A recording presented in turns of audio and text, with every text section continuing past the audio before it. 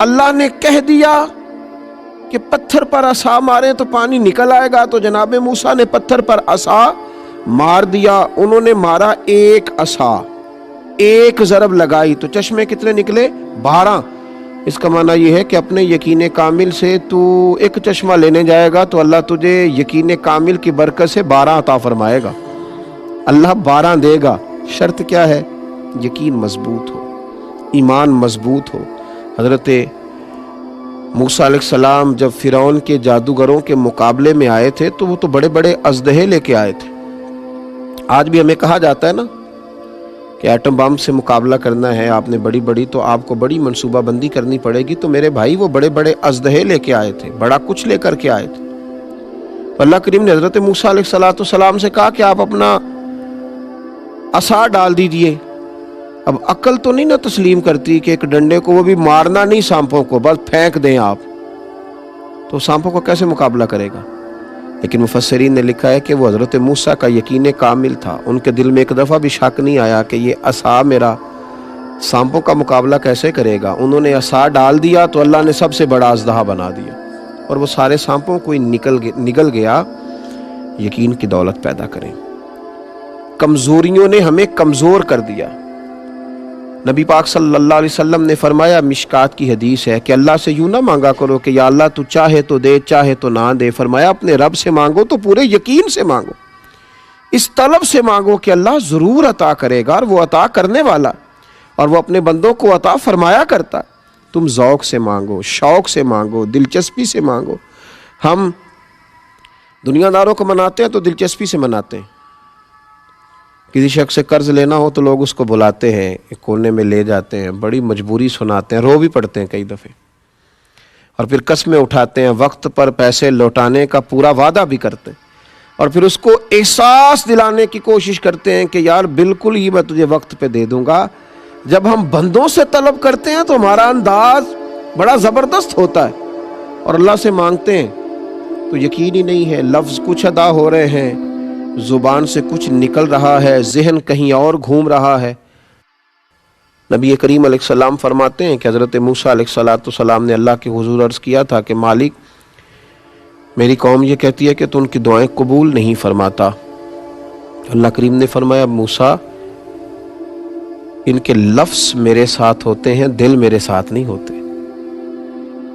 کیا کہہ رہے ہوتے ہیں اور مانگ کیا رہے ہوتے ہیں؟ بے توجہی سے دعا مانگنا، یقین کی کمزوری سے دعا مانگنا. اپنے اندر یہ دولت پیدا کریں، ایک تجسس، ایک شوق. تو یہ شوق پیدا کریں، تجسس پیدا کریں، یقین کامل کے ساتھ اللہ کے حضور دعائیں کرنے کی کوشش کریں. اور یہ یقین جب مضبوط ہوتا ہے پھر انسان کو لطف آتا ہے اپنے رب کو منانے کا، اس کے حضور حاضر ہونے کا. پھر وہ بہت ساری بے یقینیوں سے، بہت ساری تڑپ سے وہ بچتا ہے. نبی کریم صلی اللہ تعالیٰ علیہ وآلہ وسلم نے صحابہ کرام علیہم رضوان کے سامنے جب کسی گفتگو کا آغاز فرمایا تو حضرت انس بن مالک رضی اللہ تعالیٰ عنہ فرماتے ہیں، اگر حضور قیامت کا ذکر کرتے تھے تو ہمیں یوں لگتا تھا کہ مسجد سے اٹھ کر کے جائیں گے اور قیامت آ جائے گی. اور جب نبی پاک صلی اللہ تعالیٰ علیہ وسلم ہمارے سامنے جنت کا ذکر فرماتے تھے تو ہمیں محسوس ہوتا تھا کہ جنت ہم آنکھوں سے دیکھ رہے ہیں. اور جب نبی کریم صلی اللہ تعالیٰ علیہ وسلم اللہ کے کسی عذاب کا ذکر کرتے تھے تو ہمارے دل دھڑکنے لگتے تھے، ہمیں محسوس ہوتا تھا کہ ایسا ہو جائے گا. یقین کامل کے ساتھ جب چیزیں سنی جاتی ہیں، اور یقین کے لیے یہاں تھوڑی سی محنت کرنی پڑتی ہے، دل کو ذرا ٹھہرانا پڑتا ہے، کچھ ماحول ایسا پیدا کرنا پڑتا ہے. حضرت ام سلمہ رضی اللہ تعالی عنہا جو بعد میں ام المومنین بنی، مسند امام احمد میں حدیث ہے، فرماتی ہیں کہ نبی پاک علیہ السلام کے صحابی ابو سلمہ جو میرے شوہر تھے تو بڑے شفیق تھے، بڑے مہربان تھے، بڑا پیار کرنے والے تھے، اور مدینے میں میرے شوہر کی لوگ مثالیں دیا کرتے تھے.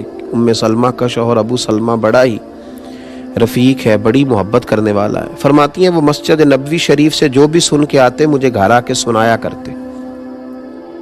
ایک دن وہ مسجد سے حدیث سن کے آئے تو بڑے خوش تھے، اور آ کر کے مجھے کہنے لگے کہ ام سلمہ آج میں ایسی بات سن کے آیا ہوں کہ تم بھی اس پہ عمل کرو گی تو اللہ تمہیں بڑا ہی اجر عطا کرے گا.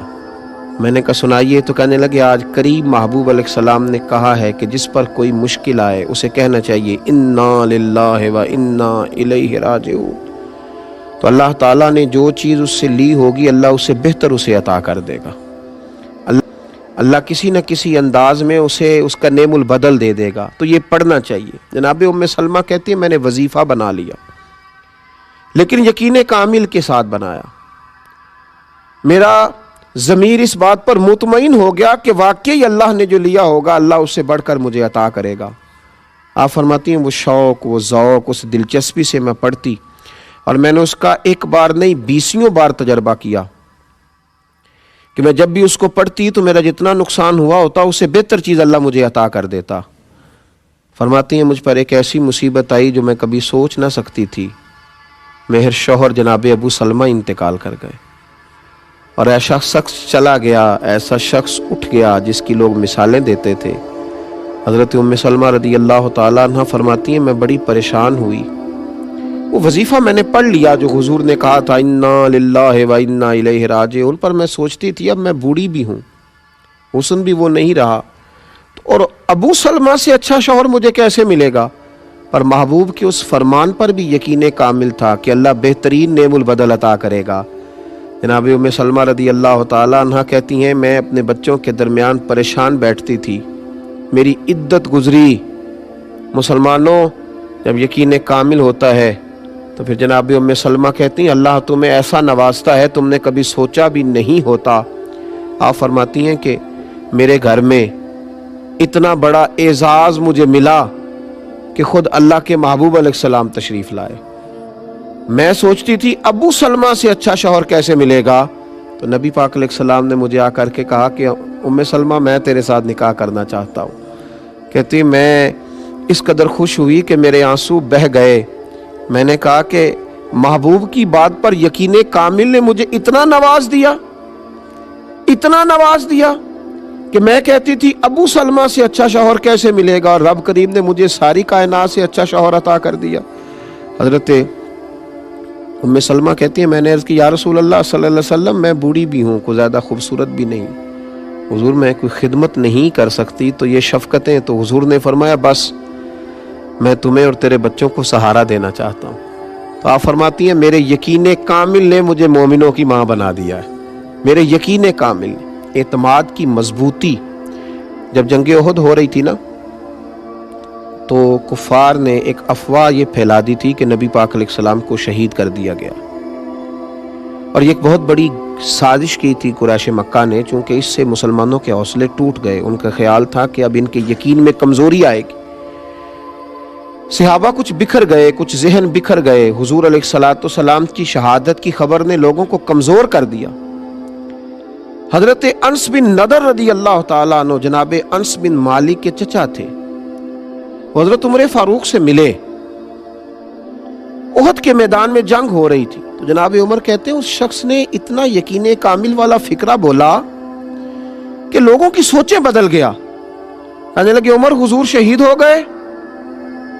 تو میں نے کہا خبر تو میں نے بھی سنی ہے۔ تو کہا عمر یہ جو جنت کا پہاڑ ہے نا اس کے قریب سے مجھے جنت کی خوشبو آ رہی ہے، جنت دور نہیں ہے، میرا یقین یہ کہتا ہے کہ جنت بالکل قریب ہے، خوشبو آ رہی ہے، آؤ چلیں اور چل کے جنت کی اس خوشبو کو حاصل کریں۔ حضرت عمر کہتے ہیں کہ جب انہوں نے کہا نا جنت کی خوشبو آ رہی ہے تو میں نے توجہ کی تو واقعی خوشبوئیں آ رہی۔ اس کا مطلب ہے یقین کامل ہو تو جنت کی خوشبوئیں دنیا میں بھی نصیب ہو جاتی ہیں، شرط یہ ہے کہ یقین مضبوط ہو، یقین کامل ہو۔